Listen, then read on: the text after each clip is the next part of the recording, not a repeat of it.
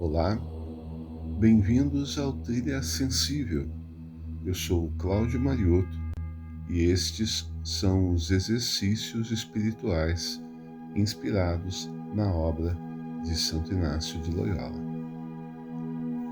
Hoje estamos exatamente no início da meditação sobre a agonia no outro.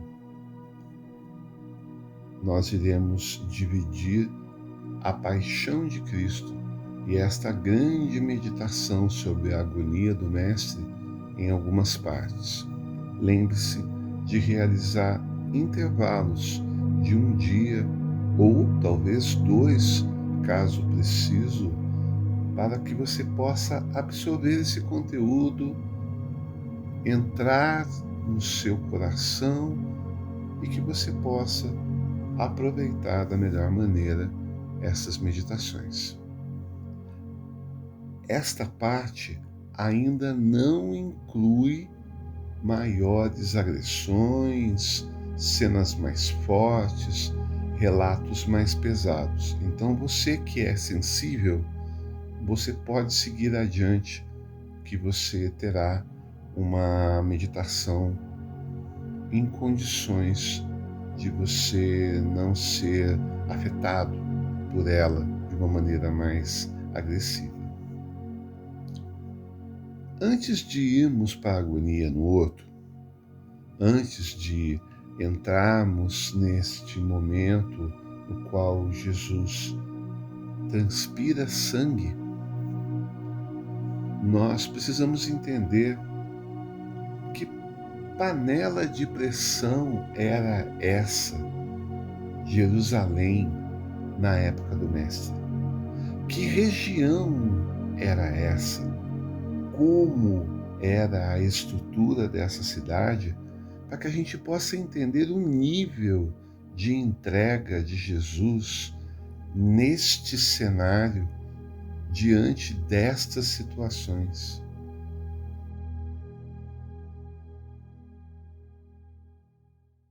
A Jerusalém, na época de Jesus, era uma cidade multicultural e também multiétnica, com uma grande variedade de grupos sociais, grupos religiosos. A cidade era habitada principalmente por judeus, mas haviam também os gentios, incluindo gregos, romanos, egípcios e outras nacionalidades. Entre os judeus, haviam várias divisões religiosas e também seitas, incluindo fariseus, saduceus, essênios, zelotes, que tinham visões diferentes sobre a religião e também sobre a política. Os fariseus eram a seita religiosa dominante na época, com uma forte presença na cidade e também em outras partes da Judéia. Eles eram conhecidos por sua interpretação escrita da lei e sua adesão rigorosa às tradições religiosas. Além dos grupos religiosos, havia também uma grande variedade de grupos sociais, incluindo sacerdotes, escribas, comerciantes, artesãos, camponeses e também escravos. A cidade de Jerusalém era um importante centro religioso e comercial, com um grande número de peregrinos que vinham de outras partes da Palestina e do mundo mediterrâneo para adorar no templo, participar de festividades religiosas. Havia também uma presença romana significativa ali em Jerusalém, com uma guarnição de soldados e funcionários administrativos, uma grande movimentação, porque Jerusalém era um ponto estratégico importante. Os romanos exerciam controle político e militar sobre a cidade e também sobre a província da Judéia, e muitas vezes entravam em conflito com os grupos religiosos e nacionalistas judeus que buscavam a independência e a liberdade do domínio romano. Este caldeirão cultural, étnico, religioso, de diversas formas de pensar, cultuar, entender a espiritualidade, a religião, Deus, a política, quem era mais, quem era menos, é justamente neste caldeirão que Jesus irá entrar. Então é importante que nós possamos observar um pouquinho sobre cada um desses grupos para entender, na verdade, onde foi que Jesus se meteu. Vamos observar, em primeiro lugar, os fariseus. Quem eram os fariseus? Eles eram uma seita ou grupo religioso judaico que surgiu no século II a.C. e que exerceu grande influência na vida religiosa e política do povo judeu na época de Jesus. Eles eram conhecidos por sua estrita observância da lei mosaica e por sua crença na ressurreição dos mortos. Os fariseus acreditavam que a interpretação e a aplicação da lei deveriam ser feitas não só pelos sacerdotes, mas também pelos estudiosos da lei, ou seja, por eles mesmos. Eles eram conhecidos por sua rigidez nas práticas religiosas e por sua insistência em manter a separação entre os judeus e os gentios. Embora os fariseus tenham sido frequentemente criticados por Jesus ali em seus ensinamentos, é importante lembrar que nem todos os fariseus eram iguais e que muitos deles eram pessoas sinceras e dedicadas à sua fé. No entanto, aqueles fariseus que se opuseram a Jesus e sua mensagem, muitas vezes o fizeram por considerá-lo uma ameaça à sua autoridade e à sua tradição religiosa. Mas eles não estavam sozinhos. Também existiam os saduceus. Já os saduceus eram um grupo religioso judaico que existiu durante o período do Segundo Templo na época de Jesus. Eles eram compostos principalmente por membros da elite sacerdotal e aristocrática de Jerusalém e exerceram grande influência política e religiosa. Diferentemente dos fariseus, os saduceus rejeitavam as tradições orais e interpretavam a lei de forma literal, ao pé da letra, acreditando que apenas os 5 primeiros livros da Bíblia hebraica, a Torá, eram sagrados e autoritativos. Eles negavam a existência de anjos, demônios, negavam a ressurreição dos mortos, o que os colocava em oposição direta aos ensinamentos de Jesus e também a muitos dos pensamentos, das colocações dos fariseus. Só que tinha uma grande questão: os saduceus controlavam o templo de Jerusalém e exerciam ali um poder na administração dos assuntos civis e religiosos do povo judeu. Eles eram frequentemente acusados, inclusive, de serem colaboradores do Império Romano e de trabalharem em benefício próprio em detrimento dos interesses do povo. Embora a Bíblia mencione os saduceus muitas vezes, a maioria das informações que temos sobre eles vem de informações históricas e arqueológicas. Sabe-se que a seita deixou de existir após a destruição do Templo de Jerusalém pelos romanos em 70 depois de Cristo. E também existiam os zelotes. Mas quem que eram os zelotes ali na época? de Jesus. Os zelotes eram um grupo político e religioso judeu que surgiu ali no início do século I, durante o período justamente do Império Romano na Palestina. Eles eram conhecidos por sua forte resistência à dominação romana e por suas atividades revolucionárias em busca da independência judaica. Eles foram criando destaque. O nome zelote deriva da palavra grega zelos, que significa ardor, entusiasmo, e reflete a intensa paixão dos membros do grupo por sua causa. Eles eram liderados por líderes carismáticos e muitas vezes recorriam à violência para alcançar seus objetivos, incluindo assassinatos políticos, ataques a guarnições romanas. Embora os zelotes tenham sido um grupo relativamente pequeno, a sua influência política e militar foi significativa durante a Grande Revolta Judaica, que ocorreu entre 66 e 73 depois de Cristo. Os zelotes tiveram um papel importante na liderança da rebelião contra os romanos. Também, embora não haja evidências concretas de que Jesus tivesse ligações diretas com os zelotes, alguns estudiosos sugerem que alguns de seus discípulos, como Simão o Zelote, podem ter sido membros do grupo ou simpatizantes da sua causa.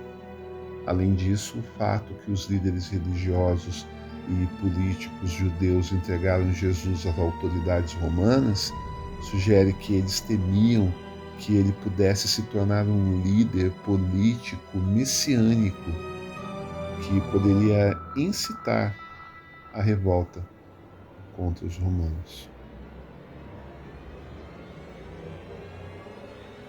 Agora é hora de colocarmos o foco sobre os gentios. Quem eram os gentios, afinal, na época de Jesus? Os gentios eram considerados como aqueles que não eram judeus, ou seja, as pessoas que não faziam parte do povo escolhido por Deus, ali de acordo com a crença judaica. Essa palavra era comumente usada pelos judeus para se referir a todos os povos não judeus, incluindo romanos, gregos, egípcios e outras culturas. Os gentios eram vistos pelos judeus como sendo impuros, já que não seguiam as leis e tradições judaicas. Os judeus seguiam estritamente as leis de Moisés, que incluíam a observância do sábado, a circuncisão, a proibição de comer certos alimentos, entre outras regras e normas. Os gentios, por outro lado, não tinham essas restrições religiosas e podiam comer qualquer tipo de comida e seguir suas próprias tradições religiosas. Dá para fazer uma ideia que a relação entre judeus e gentios na época de Jesus era muitas vezes tensa, já que haviam diferenças culturais, religiosas, muitas diferenças políticas entre esses grupos. No entanto, Jesus procurou estabelecer um diálogo intercultural, interreligioso, pregando a mensagem de que todas as pessoas, todos eles, eram filhos de Deus e que o amor e a compaixão deveriam ser estendidos a todas as pessoas, independentemente de sua origem, independente de sua religião. Aí, mais uma vez, percebemos a profundidade do ensinamento de Jesus e como ele continua necessário, atual, como é importante observarmos as palavras do Evangelho, as parábolas, e nos entregarmos ao exemplo de Jesus. Você já deve ter ouvido falar sobre a parábola do bom samaritano. Os samaritanos eram um grupo étnico e religioso que vivia na região central de Israel, entre a Galileia e a Judéia, durante o período de Jesus. Eles eram descendentes da população que restou após o exílio assírio em 722 a.C., que misturou-se com outros povos que migraram ali para a região. Os samaritanos tinham sua própria versão da Bíblia, conhecida como a Torá Samaritana, que consistia também nos primeiros 5 livros da Bíblia hebraica. Eles também tinham seus próprios rituais religiosos e locais sagrados, incluindo o Monte Gerizim, que eles consideravam como o lugar onde Deus escolheu para ser adorado. Os judeus e os samaritanos tinham uma relação tensa, hostil, pesada. Os judeus consideravam os samaritanos como impuros, hereges, devido à mistura de suas crenças com as de outros povos. Além disso, os samaritanos não reconheciam Jerusalém como lugar onde Deus escolheu para ser adorado e tinham um templo rival no Monte Gerizim. Apesar dessa tensão, Jesus teve encontros significativos com os samaritanos, incluindo a conhecida história da samaritana no poço. Está em João, capítulo 4, do versículo 1 ao 42. Ali, Jesus falou sobre o verdadeiro lugar de adoração e ofereceu a água viva.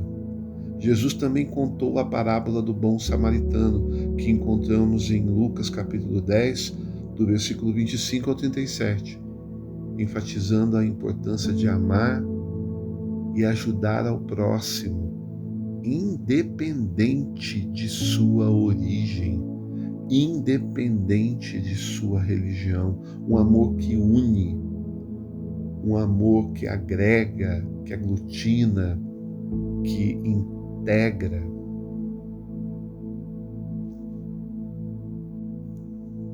Antes de nos aproximarmos no momento no qual Jesus vai ser levado ao sinédrio, logo após a sua agonia no horto, é importante entender que a Torá é a lei sagrada e central do judaísmo.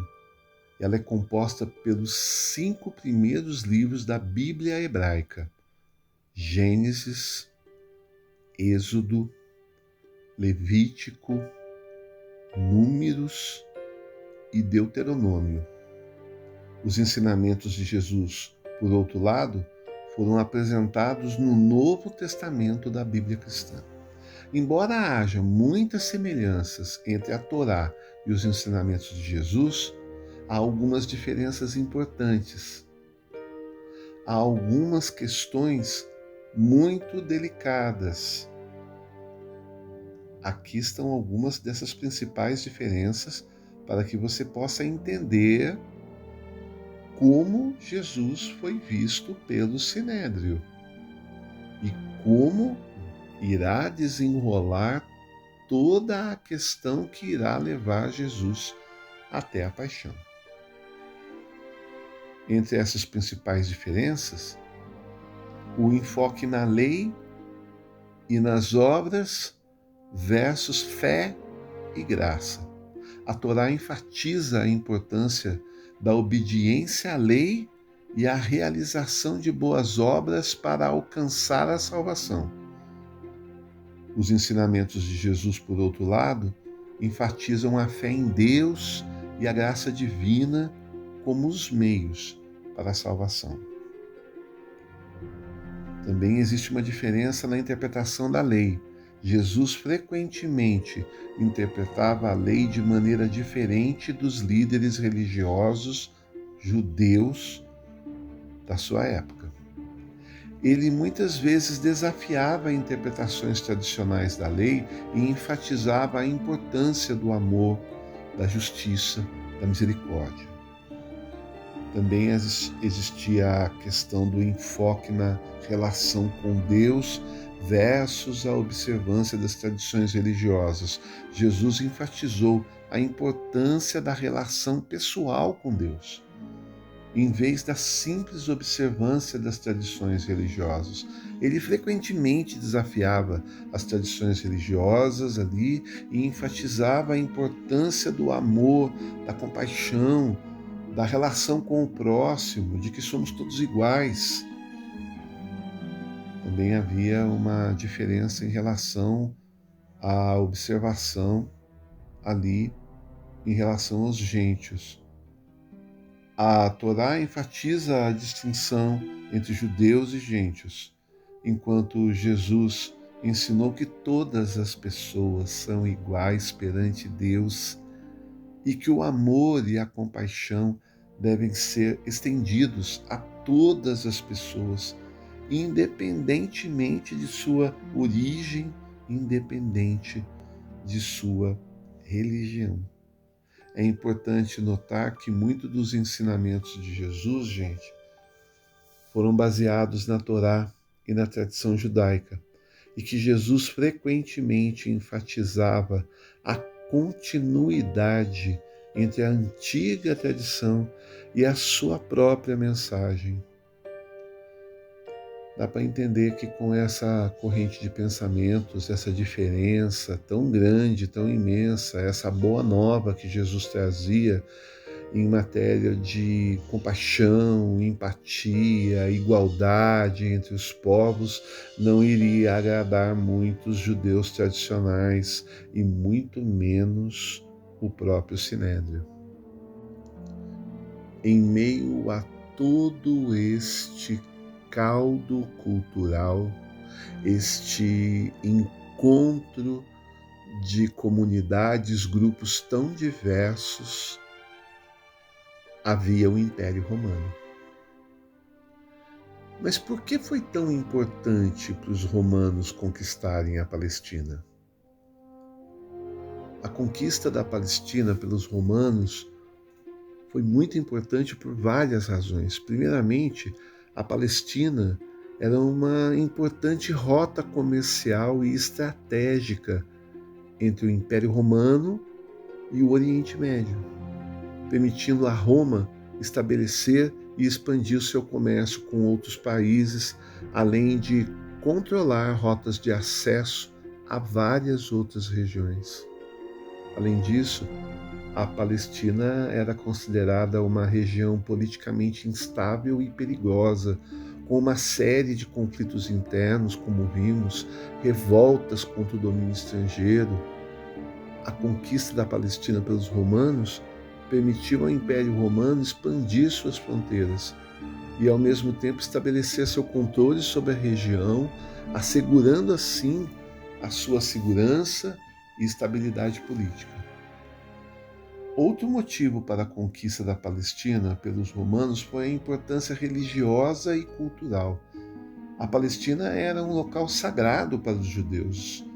Era também sagrado para os cristãos, para os muçulmanos, com muitos locais religiosos e culturais importantes, incluindo o Templo de Jerusalém. Ao estabelecer seu controle sobre a região, os romanos podiam exercer influência sobre as crenças, sobre as práticas religiosas das pessoas que viviam na região e acompanhar também mais de perto os conflitos que existiam entre os grupos. Por fim, a conquista da Palestina pelos romanos permitiu ao Império Romano estabelecer sua autoridade e influência ali sobre todos aqueles povos, sobre aquela cultura que para eles era considerada estranha, estrangeira à cultura e sociedade romanas. Isso ajudou a consolidar o controle romano sobre a região e manter a lealdade dos habitantes locais sobre o domínio romano. Havia uma grande pressão e, ao mesmo tempo, havia um controle romano sobre tudo aquilo. Então, agora que já percebemos os conflitos que existiam ali naquele momento, as tensões, as dificuldades dos grupos, a dificuldade do povo de uma maneira geral e como era uma cultura tão diversa, nós vamos precisar recuperar agora a informação sobre o Sinédrio.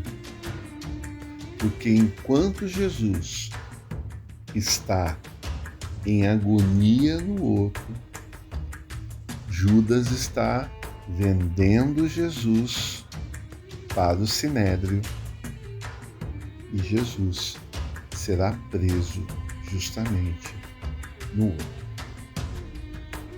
Vamos relembrar, nós já passamos pelo Sinédrio uma vez. O Sinédrio era o Conselho Supremo dos Judeus na época de Jesus e era composto por líderes religiosos, políticos e jurídicos. Vocês estão lembrados? Eles exerciam grande influência sobre a vida religiosa e política dos judeus na Judéia e também na Galiléia. Vamos nos lembrar também da composição do Sinédrio. Ele era formado por 70 membros, liderados pelo sumo sacerdote. O sumo sacerdote era o líder religioso mais importante dos judeus da época de Jesus. E ele também era responsável por supervisionar o templo e seus rituais, bem como liderar o povo em outras questões religiosas. O sumo sacerdote também tinha poder político considerável e era o intermediário entre os judeus e as autoridades romanas. Finalmente chegamos em Caifás, sumo sacerdote do Templo de Jerusalém. Durante o período do Novo Testamento, ele é conhecido por sua perseguição aos primeiros cristãos. Embora os motivos exatos para a perseguição de Caifás não sejam claros, há várias teorias que sugerem que ele via os cristãos como uma ameaça à sua autoridade religiosa e política. Os primeiros cristãos eram vistos como uma seita dentro do judaísmo, e muitos dos ensinamentos de Jesus, incluindo a ideia de que ele era o Filho de Deus e a salvação através da fé, eram vistos como uma ameaça ao status quo. Caifás pode ter visto o crescente número de cristãos, a popularidade de Jesus como uma ameaça à sua própria posição e como uma tentativa de minar a autoridade do templo. Embora a perseguição de Caifás tenha sido principalmente direcionada aos apóstolos e aos líderes cristãos, muitos outros membros da comunidade cristã também foram afetados.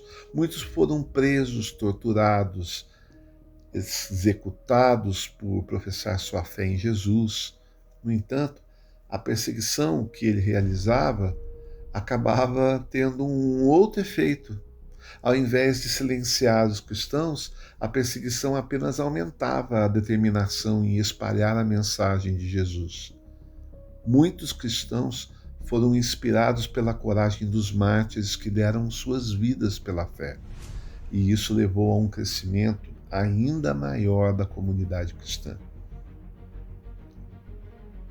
É Caifás a peça fundamental no Sinédrio. Um homem cheio de si, um homem forte, com grande poder, dentro do Sinédrio, representante maior,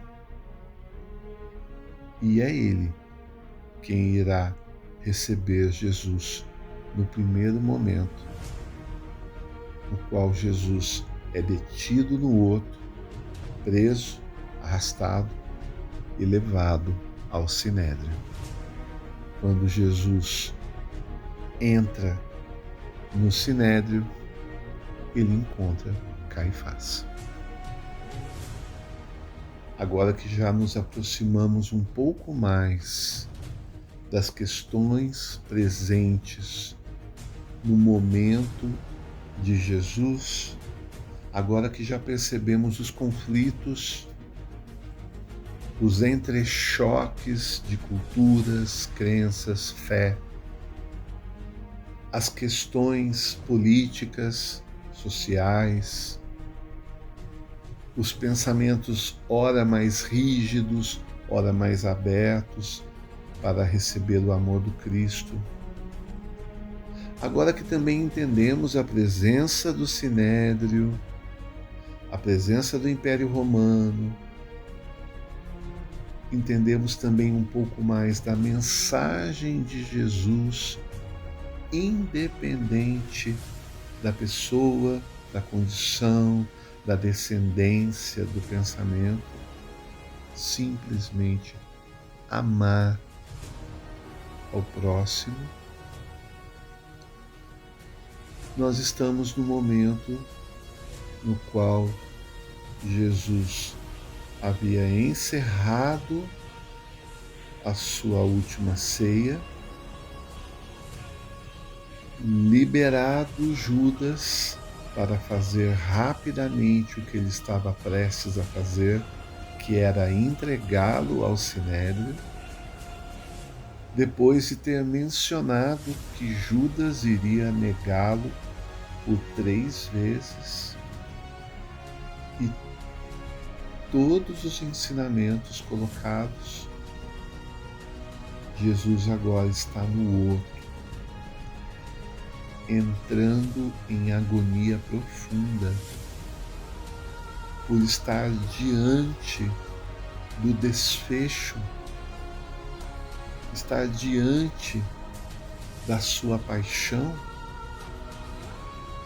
e mesmo assim ele não fugiu.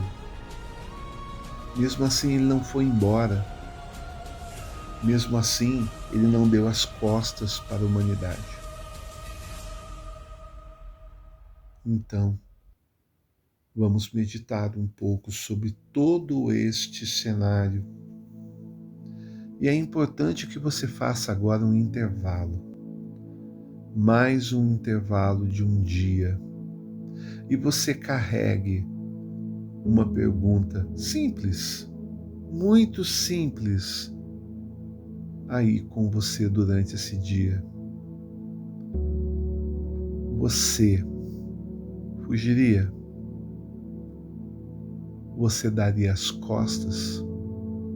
Você, diante de todo esse cenário, não iria embora? Se retiraria? Abandonaria a missão? O propósito? O que você faria? Medite durante um dia, medite profundamente e entenda que Jesus não fugiu, Jesus não deu as costas, Jesus não foi embora, e ele sabia muito bem do que o Império Romano era capaz e do que Caifás também era capaz.